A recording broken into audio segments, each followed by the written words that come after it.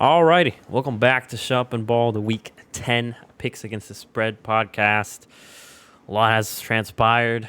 Not a lot, but a few things have transpired since we have last been on the pod. I'm not going to comment on them, but John, how have the last few days been for you, and are you ready for this weekend? Slow couple of days, not really doing a whole lot of work. Yeah, ready for the weekend. Always love when football's around the corner. Yeah.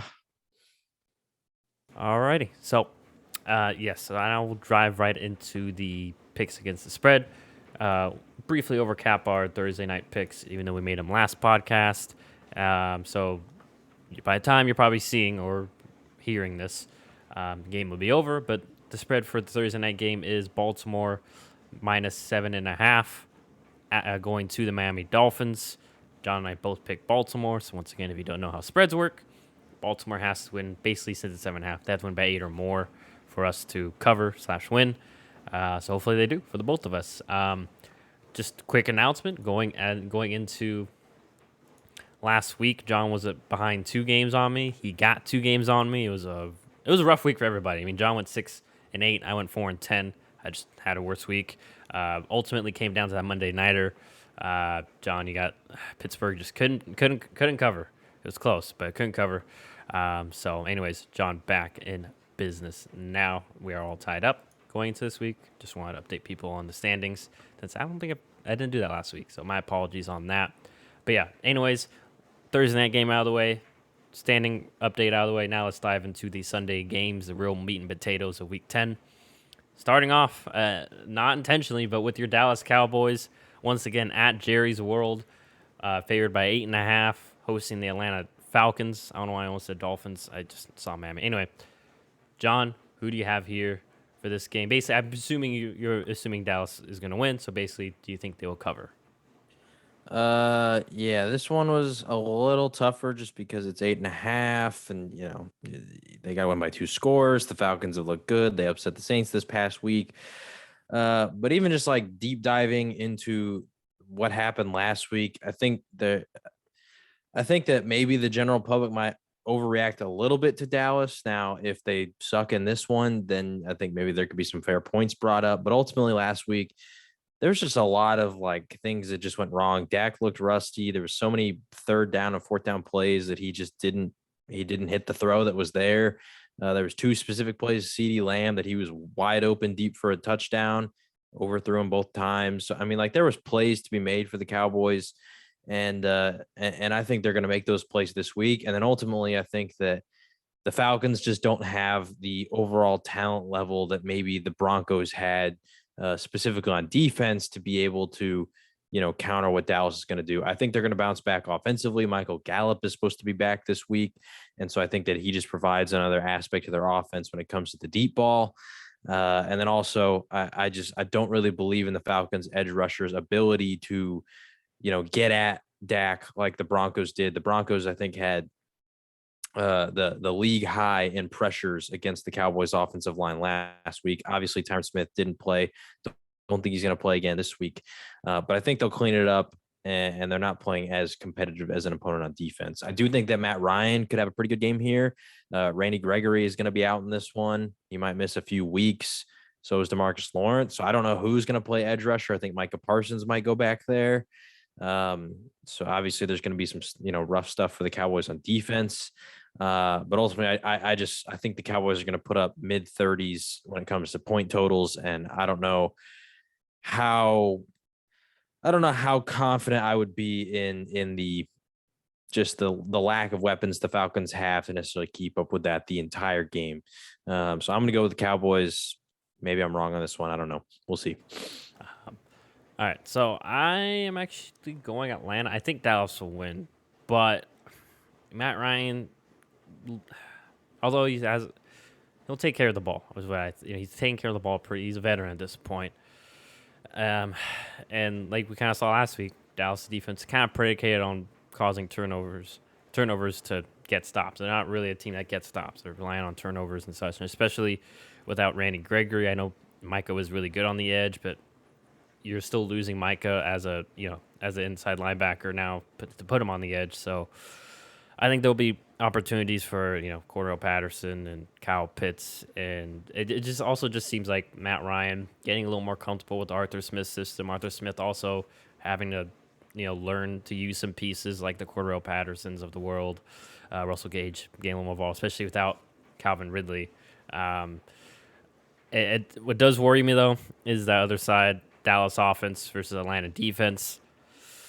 Because yeah, I mean, I account mostly last week to rust as well, just not, Dak not practicing for a while, not being on the same page. Obviously, this week I'm assuming he will be practice. He has been practicing and such, so that does scare me. And Atlanta's defense has been solid though for the most part, but Dallas's offense, once again, I know I'm not really taking last week too much into account. I think it was more of an aberration than expectation, and Dallas's offense, like we mentioned before, has kind of all the answers. They can, beat you just throwing the ball mostly, or they can have a balance attack, or they can just run the ball like we kind of saw. I think it was against the Chargers where y'all were really run heavy.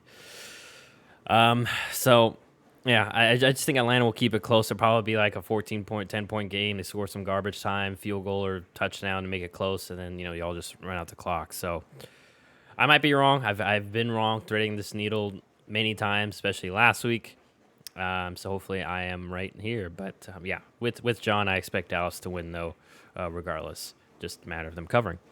Now, I was just gonna say go that ahead. the one thing that it's a weird matchup because the Cowboys obviously don't have their two starting defensive ends, and I think against a normal team that might bode really well for the opposing team's run game.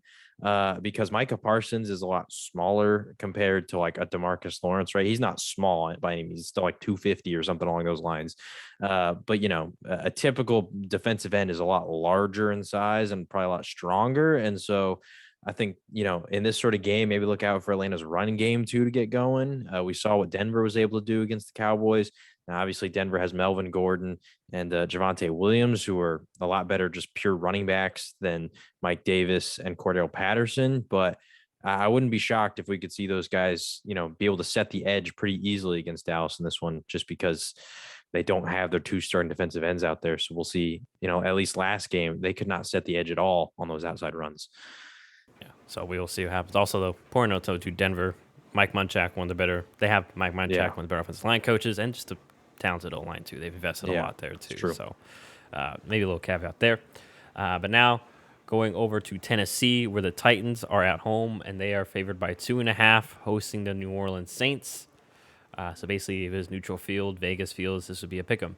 Anyways, John, who do you got here? This is a tough game to pick, I felt. For this one, I'm going with the Saints. The Titans, I mean, they had a really impressive performance last week against the Rams, but I just wonder if that's going to keep up. I still just don't really know how to feel about the Titans. They won off of their defense. They only had, I think, like 190 something yards total on offense.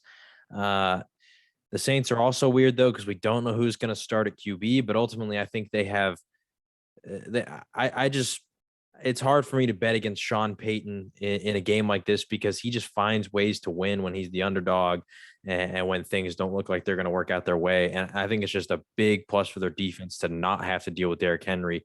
Marshawn Lattimore has been having a great year, so I think that AJ Brown could have a tougher game in this one. So I would look for Julio Jones to step up this week. But ultimately, I think the Saints are going to be able to at least keep it close, but I think they could even win this one just because this feels like one of those games where I don't know, the Saints, they somehow pull it out. It was a tough one, but I ended up going Tennessee. But I have similar concerns. Like we haven't really seen the full Tennessee offense without Derrick Henry. Didn't get to really see it much last week because jumped out early on the Rams. Um, but yeah, this one does scare me. The thing about that's why I didn't go New Orleans quarterback situation. If I knew Taysom Hill was going to be out there, I might pick New Orleans. But 2.5 points is basically picking them to win.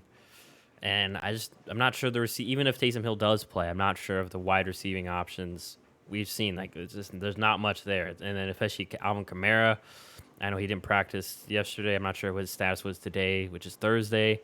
He didn't practice. So it's looking like even if he does play, he might be limited. And also, like we mentioned before, he's probably their best receiving option, and now they're gonna might lose that too. I I feel like this is gonna be an ugly like 9-6 kind of game. It's gonna end up, and it's just gonna be Tennessee edging out. Basically, I went with the home team here. It was really a coin flip for me, but I went with the home team. It does scare me though. Tennessee coming off a big win. There's always the letdown loss right afterwards that we've seen many teams fall to this year and just in general. And then for New Orleans, uh, I forget they did lose last week, so once again, maybe the bounce back factor. Regardless, I'm going with the whole team. Hopefully, once again, I pull through, and yeah, so already two differences on the board for both of us. Now, anyhow, now going on to I always forget the division, AFC South matchup with the Indianapolis Colts at Indianapolis. They are favored by 10.5, hosting the Jacksonville Jaguars, fresh off their win against Buffalo. John, do you think Jacksonville can do it again, or do you think the Colts will win and/or cover? I don't know. Jackson, I mean, they're coming off their best defensive game of the year, and it was definitely impressive. But I think that there's just going to be different concerns in this one because if we watch the film against Buffalo, the linebackers for the Jaguars did not respect the run at all. And you could see that in the fact that when they tried to run play action, it just simply it didn't work because nobody was biting on it because they weren't worried about the run game. With the Colts, it's a different story. Jonathan Taylor, he's in the conversation for looking like the best running back this year. He's just having a fantastic, year so far, and especially the last handful of games, he's just been dominating. So I think that Jonathan Taylor is going to really change the outlook of this game. I don't think that Jacksonville is going to be able to do what they did last week, just because the Colts, uh, as crazy it is, because I think the Bills are the better team. The Colts just have more ways to beat you offensively because of Jonathan Taylor. Carson Wentz is looking good. Michael Pittman's having a breakout year. I think T.Y. Hilton, I'm not sure about his injury status, but he's getting healthier and healthier every week. So he might even be in this one. So yeah, I think the Colts are going to be able to have a pretty big win here. And offensively, especially, they're just clicking on all cylinders. Yeah, I'm rolling right with you. I'm going Indianapolis. Like you mentioned, this is a more balanced Indianapolis offense, and especially Jacksonville built kind of as a speed team. Indianapolis, we know their O line is starting to get healthy, starting to get back on track, and obviously we're seeing that with Jonathan Taylor breaking off these big runs. So, I'm gonna keep it short and simple. I'm going Indy. And then on the flip side, Jacksonville, we saw last week. I mean, if it really wasn't for their turnovers, I'm not sure if Jacksonville's offense even gets 6 points. Now, granted, that is the Bills' defense. I think overall, I would say they're overall better than Indy's defense, but still, Indy's defense still pretty good. DeForest Buckner, why am I blanking on Darius Slayton's name? I don't know why I blanked on Darius Slayton there. They have sound coverage on the back end as well. So, yeah, I'm going Indy to cover and win as well with John. But now going to probably probably the game, if not, it'll probably end up being the most exciting game of the noon slot. New England Patriots at Foxborough. They are favored by 2.5, hosting the Cleveland Browns. John, who you got here?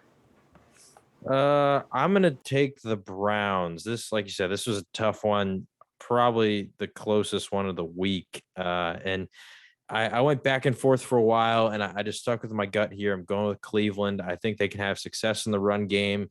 And that's kind of all I have here. I think that Myles Garrett's, just the impact that he has on opposing teams is always monstrous. And I think to me, the biggest concern is that we might not even have Damian Harris or Ramondre Stevenson on the other side for the Patriots. I don't know their full status as of today, but last I checked, they were both coming out of concussion protocol from last week's game.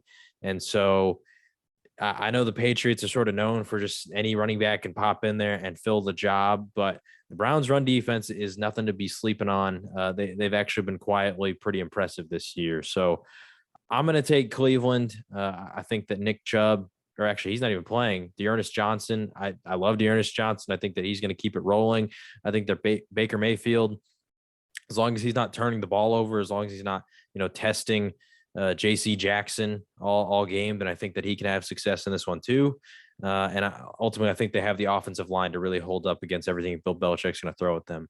I think it's going to be an ugly one, but I'm going to take the underdog in that kind of situation.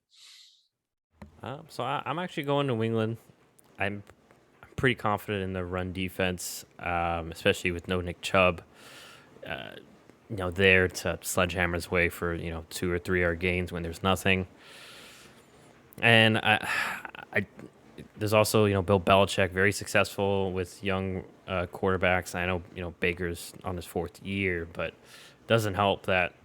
And once again, I know that Baker's played well without Odell, but this is just a different animal in New England. Like John mentioned, J.C. Jackson's gonna lock down whoever. And we saw against Minnesota. Minnesota had a good idea of what the Browns wanted to do. Their passing offense, especially once you stop the run, kind of simplistic. And we all know Bill Belichick, New England. He's great at defense, and I just think he's gonna be all over their pass concepts, and they'll be able to stop the run game.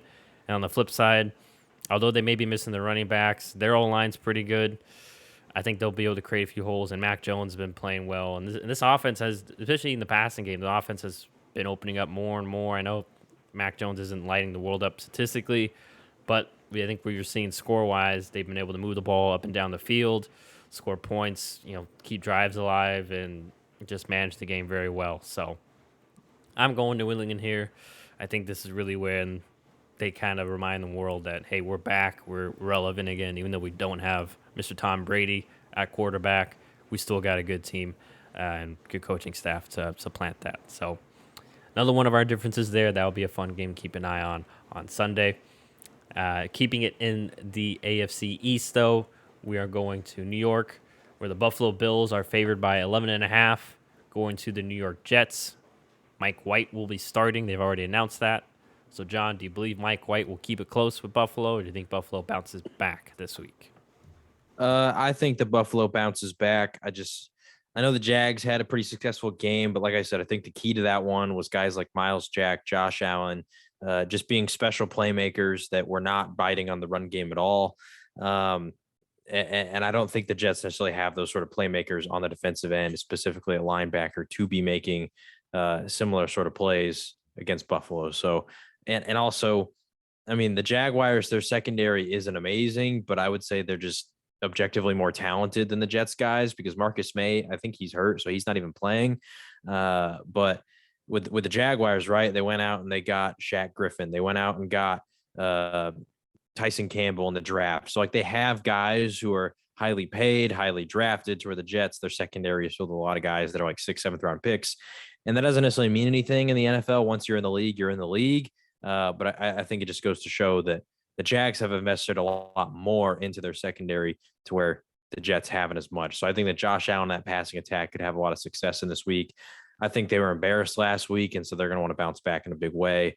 So I wouldn't be surprised if this is a blowout. Yeah, I'm going with Buffalo as well. We know their defense is going to – I imagine their defense will take care of their end.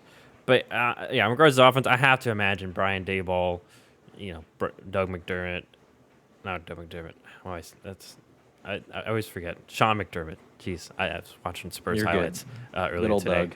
He had a great game last night, by the way. Spurs came 15 points. But Sean McDermott, Brian Daboll, Josh, I imagine they got in a room this week, kind of went over what happened last week. I imagine the coaching staff going to create more short passes, just easier ways for Josh Allen to throw the ball. And also, even though they might be missing Zach Moss, I haven't checked in on his because he also had a concussion last Sunday. Even if it's Devin Singletary, Matt Breida, I would imagine they're going to have be more patient with the run if they have to, to open up the rest of their offense. So, yeah, I'm going Buffalo as well. And even if that doesn't really happen, like John mentioned, it's still Josh Allen. Even last week, was able to escape, make a few plays, just also penalties kind of killed him. It's like whenever he did make a play, it was after like a 1st and 20. So I was like, oh, great, you made an 18-yard pass, but now it's 3rd and 2 because we got a penalty the previous play. So I imagine they'll clean it up, take care of business, and just come with a different mindset because it did seem last week, we mentioned before, like Green Bay week 1, it just seemed like they came into that game with the expectation that they were going to blow out the other team instead of just trying to win. And, they fell behind and they got frustrated. So going Buffalo as well with John there. Now for, I believe this is the last game of the noon slot. Pittsburgh Steelers at Heinz Field, a.k.a. Pittsburgh. They are favored by 8.5, hosting Dan Campbell and the Detroit Lions. I assume we both think that Pittsburgh will win. So the big question is, do you think that Pittsburgh will cover the 8.5 points, John? So I saw an interesting stat a few weeks ago, and it's kind of how I've been choosing against Pittsburgh. And it's when they're favored, they actually tend to only cover the spread like 44% of the time. When they're the underdog, they cover it like over 50% of the time. So the way that I'm just picking Pittsburgh moving forward is when they're favored, I'm going to go against them, and when they're the underdog, I'm going to pick them because that's sort of how they've been rolling the last handful of games, or actually the whole year. And I think that even dates back to last year as well. So the Steelers right now, I think they're rolling. They're on a nice win streak, but I don't think they're as good as the win streak implies. They've won 4 straight, I believe, and there's just some of these games that if you see like what actually happened, there was just plenty of opportunities for the other team to win, but TJ Watt bails them out or something along those lines. Like I think back to the Seattle game, TJ Watt bails them out in overtime to set him up for the game winning field goal. Even in this recent Chicago one, there was the taunting flag at the end, and the Steelers just kind of look sloppy. Justin Fields missed a few throws, and all of a sudden, boom, the Steelers win. So they're just in a lot of close games. I think Detroit, although they have some games where they just get absolutely blown out, they fight. It's going to be a gritty one. I'm going to take Detroit and the points. Yeah, this was tough, but I'm going taking Detroit and the points as well. Pittsburgh's method of winning, like John mentioned, is just playing defense, and maybe we'll make a play or two more than you, or just to put us over the edge. What does scare me about my Detroit pick is it's like a close game, and then Jared Goff and throws like a pick six or a scoop fumble, and then our spreads, we both lose. That's the only thing watch it right now. TJ Watt gets another sack, strips him for a fumble, and then like return it for a touchdown to cover. Yeah, scoop score for 7. Wouldn't shock me if that happened. But anyways, just gonna go with Pittsburgh there. It's just also I'm going with Detroit to cover. Pittsburgh's gonna win. And last point, I think Dan Campbell. I believe they're coming off their bye week anyways. I expect Dan Campbell to have a few. I'm not sure if you can bet on this, but like curious what the line is for like trick plays, or maybe they don't because like it's hard to consider what's a trick play. I feel like they're gonna throw like 2 or 3 trick plays. Like they got it. Dan Campbell's probably hasn't been sleeping just because he wants to win. We've seen how desperately he wants to win and how badly he wants to win for his guys. So I expect him to throw the whole kitchen at Pittsburgh, and hopefully for them, they have some sort of success. But so yeah, we both went Detroit there. Now going on to the afternoon games, our playoff rematch from last year. Tampa Bay Buccaneers off their bye week. They are favored by 9.5, going to Washington to play the Washington football team, also off their bye week. As we remember, great game last wild card and last year. So, John, do you think we'll have another great one? And who do you think will come out here? Yeah, I don't think it's going to be a very good game. Last time that they played, the Washington defense was looking like one of the best defenses in the NFL this year. That just doesn't really look like the case, and it's just really weird because their defensive line is still getting pressure. They have one of the highest pressure rates in the entire league, so that doesn't necessarily seem to be the issue. But there's not a good run defense. They're not finishing up like those pressures into sacks as often, and their secondary has just really broke down. So I think that Tampa is going to have a field day in this one. On the other side, Washington, I think offensively has failed to score more than 13 points in 3 out of their last 4 games. So they're not scoring well. We know that Tampa is going to put up points.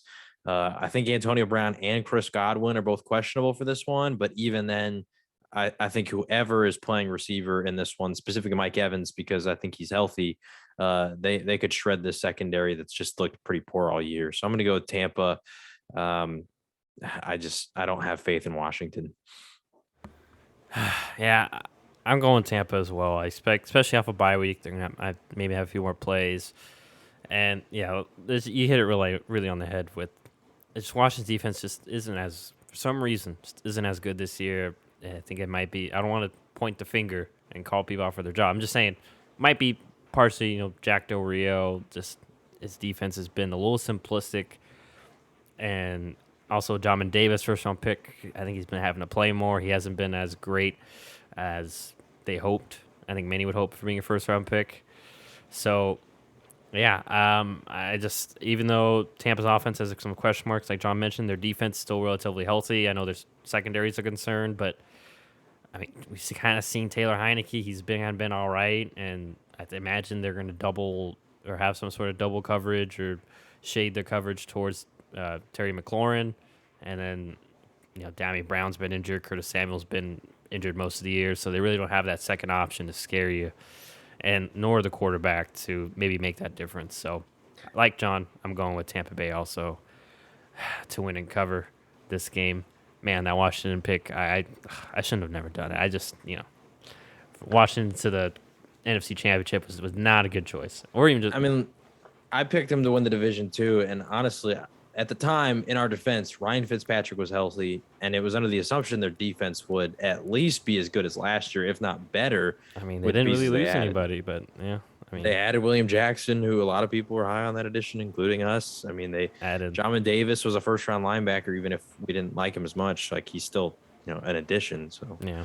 So, anyways, we'll have to take that one on the chin. Now going over to another NFC matchup: the Arizona Cardinals at Arizona. They are favored by 10.5, hosting the Carolina Panthers, who just signed Cam Newton, but he will not be starting. He'll be it's a PJ. No, it's Walker, right? yeah, PJ Walker. I almost said Williams. That's probably because just saw Williams on the Dolphins game. Preston Williams. That almost confused me. Anyways, Cardinals favored by 10.5. John, you stick with the Cards, or you think Carolina can keep it close? I'm gonna go with Carolina in this one. A large reason of this is I think that Kyler is not on track to play in this one either, and so I think the line will change, and that'll favor Carolina a lot more. But ultimately, I think that Carolina's defense is just a lot more equipped to handle, the if this was a fully healthy Arizona, I think that this would be different. But just with how many offensive additions or offensive weapons were just not available last week, I think they're banged up. We've seen that, when guys can't play, sometimes there's a little bit of rust coming back. And so I think that Carolina can just make some things happen defensively just to keep this one close. I still think the Cardinals win, unless for some reason Cam does start, because I'm a big believer in Cam. I think that he can make things happen. But yeah, I'm going to take the Panthers to keep it close. Yeah. As good as good of a story PJ Walker has been. I think he's a talented guy. I'm going with Arizona. I think their defense will be enough. I won't be surprised they scored 10, 14 points really on their own, in terms of the 3 for the 10 setting up a field goal. But Joe Brady, teams have maybe, I'm not sure if it's Sam Darnold, but teams have kind of had a beat on what his offense is. And I don't think PJ Walker can expand more on that offense. Maybe his mobility can add a factor, and also maybe having another week of rest or health of Christian McCaffrey might help too, because he was back last week, but that was his first game back. But regardless, I like what I've seen from Arizona, from Cliff Kingsbury, and watch me be wrong this week again. This Arizona's one of those teams I haven't really been able to get a beat on, kind of like Atlanta. And they both burned me last week, so I'm going Arizona. But I wouldn't be shocked if I end up wrong here. But I just think that they're too talented, and I think that they got a mission here in place, and they're on a roll. And I'm gonna keep riding them until further notice. So that we got no disagreement there. Now going on to the West Coast, furthermore, to LA, where the LA Chargers are at home. They are favored by 3.5, hosting the Minnesota Vikings. John, who do you got here? I'm gonna go with the Chargers. Simply put, Justin Herbert and that offense has just been really impressive. The Vikings defense has been giving up a lot of points. We saw the Ravens were able to put up a ton on them last week. And so I think the Chargers are going to be able to do something similar against Minnesota. They just, once again, one of those teams that they have 2 great receivers. They got an awesome quarterback, solid offensive line, a veteran tight end, really good running back. They just have so many weapons, so many ways to beat you. They can do, anything that they need to win this game. So I think that on that side of the ball, they're going to have success. And then on the other side, I think that Minnesota is going to be able to move it for sure. But I think that Joey Bosa could be a force in this one specifically against the right side of the Minnesota Vikings offensive line. I still think that they're going to put up points, but ultimately I'm taking the Chargers to cover and a win. I don't want to be. I feel like I'm going to be deemed a Chargers hater, but I really am not. It's just I got concerns about their run defense. We saw Philly; they were able to stay. Philly. I mean, granted, they kind of been doing this on offense, but run game kept them in the game last week. If they didn't have a pretty bad secondary, it might have been a completely different game. And I think that's why I'm going. That's why I'm going Minnesota. I think Mike Zimmer, defensive head coach. I think they have a better secondary. They'll be able to maybe slow down at least this Chargers offense. And on the flip side, regardless of the off the field stuff, even if it's not Dalvin Cook, but especially if it is Dalvin Cook or Alexander Madison, I think they'll have success in the run game. And then not only on top of that, unlike last week, I don't think Brandon Staley is going to be able to just completely go all in on stopping the run. And we know they have Justin Jefferson and Adam Thielen and Kirk Cousins. I know he's not, once again, not a superstar, but he's still pretty good. He's a good quarterback. I think he'll be able to take advantage of some things. Regardless, I'm glad it's 3.5 because if somehow Justin Herbert, puts in the last drive to score a field goal, then I'll still cover. But it wouldn't shock me if Minnesota somehow wins this game. Like I mentioned last week, desperation is a real thing for them, and they should have beat Baltimore last week. They really just kind of ran out of gas, it seemed like, and just couldn't get a stop when they needed to. And the offense wasn't really in rhythm that second half. So I'm going Minnesota here. John's going LA. I believe that is our last difference of the week. So that will be an interesting one to keep an eye on. Now going over to Mile High, a.k.a. Denver, where the Denver Broncos, fresh off their win against Dallas, they are favored by 3.5, hosting the aforementioned Philadelphia Eagles. So, John, who do you have here in this one? I'm taking the Broncos. I say it every week, just not a big believer in Philadelphia. I don't think that, Jalen Hurts is going to be able to beat what Vic Fangio's defense is able to do. I think that they have the secondary and just the depth at that position group to really be able to stop anything in the passing game. And, they've looked good this year so far. So on the other side of the ball, I just don't think that Teddy Bridgewater is going to put the ball in harm's way at all in this one. I don't think that Philly's going to be able to do much against that. I mean, I think that Cortland Sutton could have a tough week because he's probably going to be matching up with Darius Slay. Same with Tim Patrick on the other side. He could be having a tough one on the outside. But against slot receivers, they just haven't been very good this year. I mean, Keenan Allen, he worked a lot in the slot last week, and I think he had like 11 or 12 catches for 100 yards. And Jerry Jeudy's been looking good since he came back. So I think that Jerry Jeudy could have a really good week against them as well. I'm taking Denver here. I think they're the safer pick. And ultimately Philly, there's just too many question marks everywhere. Yeah. And then I believe Denver too gets back Noah Fant. He was out last week. Yep. He's on the COVID protocols. But if not, I mean, I'm going Denver also. We just saw Justin Herbert light them. I was like 32 for 38. And Derek Carr did the same thing a few weeks earlier. He went like 31 for 34. So, I mean, bring in Teddy Bridgewater. He may not have as good yards-wise numbers, but I think we all know Teddy's going to take, like John mentioned, take care of the ball, make the right reads. And I think that they'll be able to move up and down the field on Philly's defense. And then I do worry about Denver's run defense. It isn't great, and Philly's run offense is pretty good. But like you mentioned, at some point, they're probably gonna have to put a drive, or they're gonna have to mostly throw. And Denver's got good cover corners, and outside Devonta Smith and maybe Dallas Goedert, not many weapons I'm scared of in the Philly offense. And also include the fact, like we've mentioned, Jalen Hurts not the most polished passer right now to take advantage maybe of the opportunities that may prevent itself. So, yeah, I'm going Denver with you as well. They just one of those hard teams to get a gauge on, but hopefully we're right there. Now going on to the last game of the Sunday afternoon, my Green Bay Packers at Lambeau. They are favored by 3.5, hosting the Seattle Seahawks. Russell Wilson will be back. Seattle will be looking for their first win at Lambeau in the 21st century. Apparently, they haven't won since at Lambeau since 1999. I always hate when they bring up those kind of stats because I feel like whenever people bring it up, that's when it gets broken. Anyways, John, what do you think is going to happen here?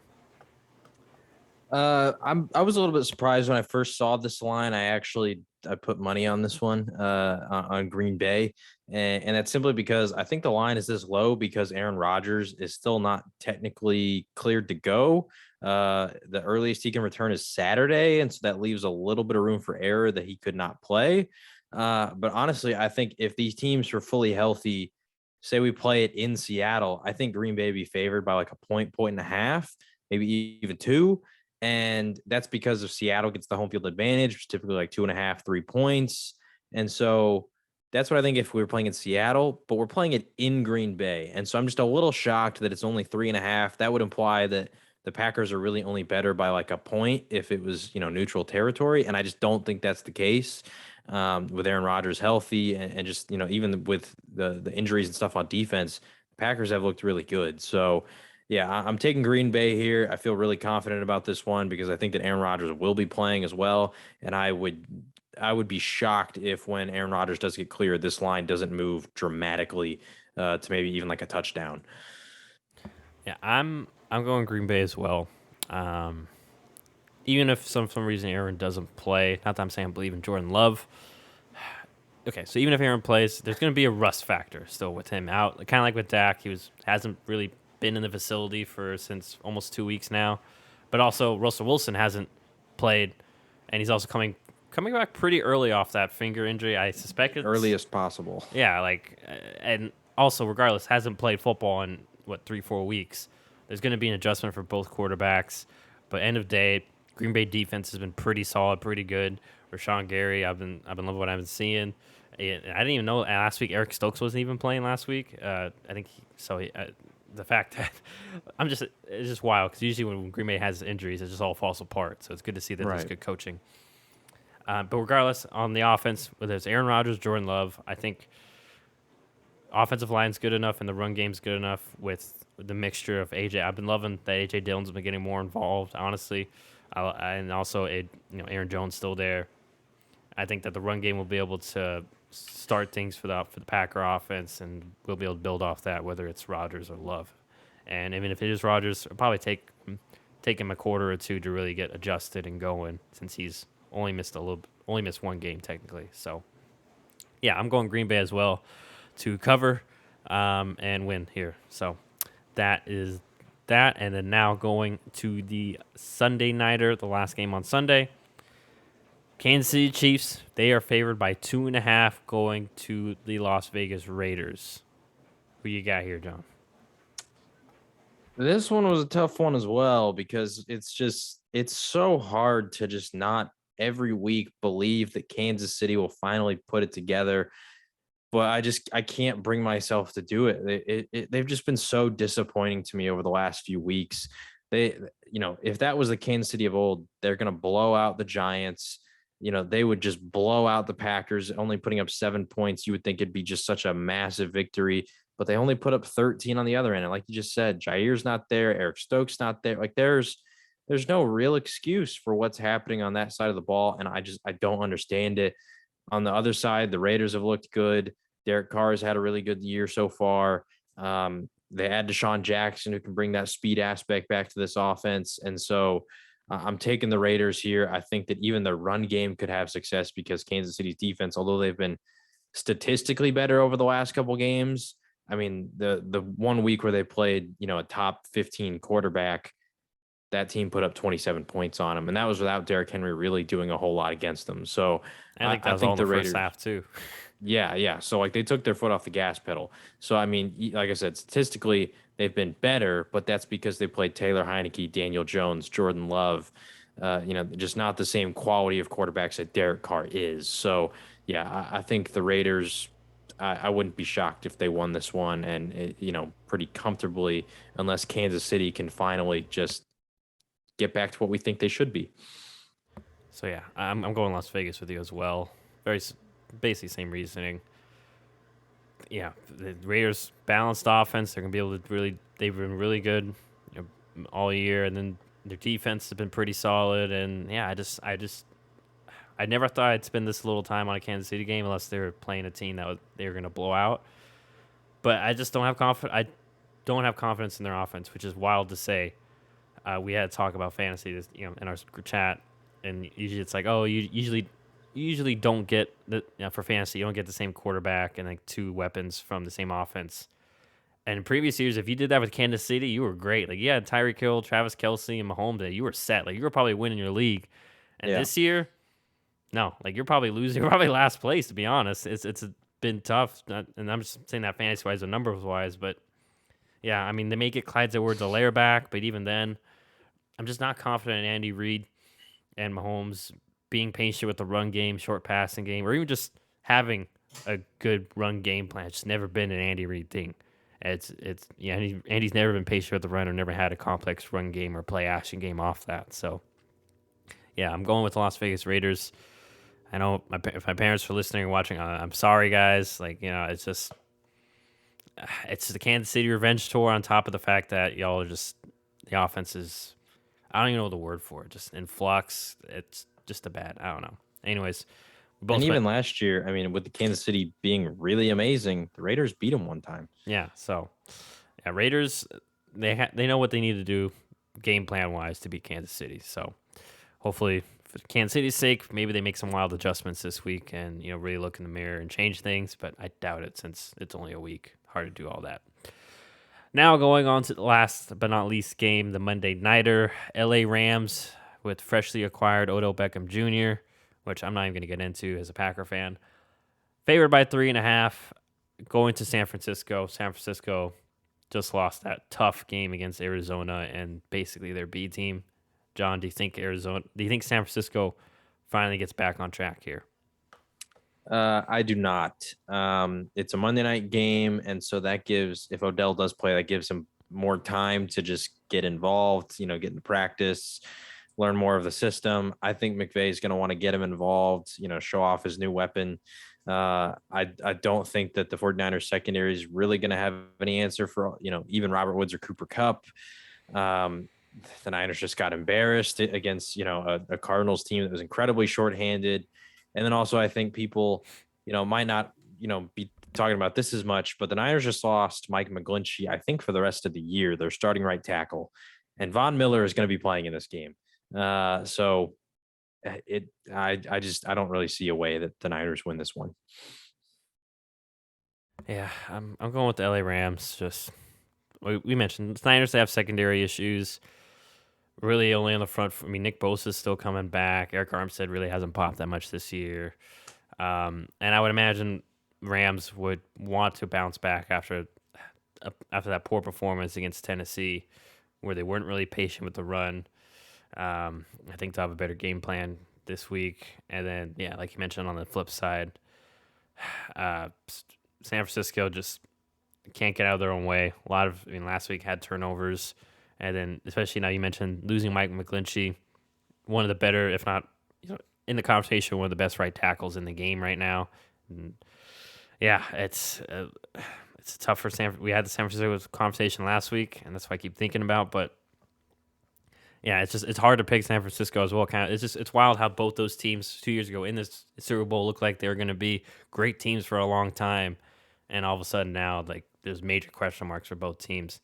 Maybe different for both ends. San Francisco has more injuries and such. Kansas City's offense, but just wild that we've come to this point, and just barely over 2 years later. But yeah, sorry, going with the Rams to win and cover. I expect them to get the job done, whether Odell and Von Miller play many snaps. I think regardless, they got a good system going on anyway. Even if they don't play, Yeah, that's what I'm saying. Even if they don't play, they've been rolling without them. So if they do play, it's like just icing on the cake for them at this point. Yeah. So that is that. Those are the picks. We had most of our disagreements were in the early slots. I have a handful, like I mentioned, we're tied. John and I are tied going into this week, so we'll see if one of us can make some traction on the other.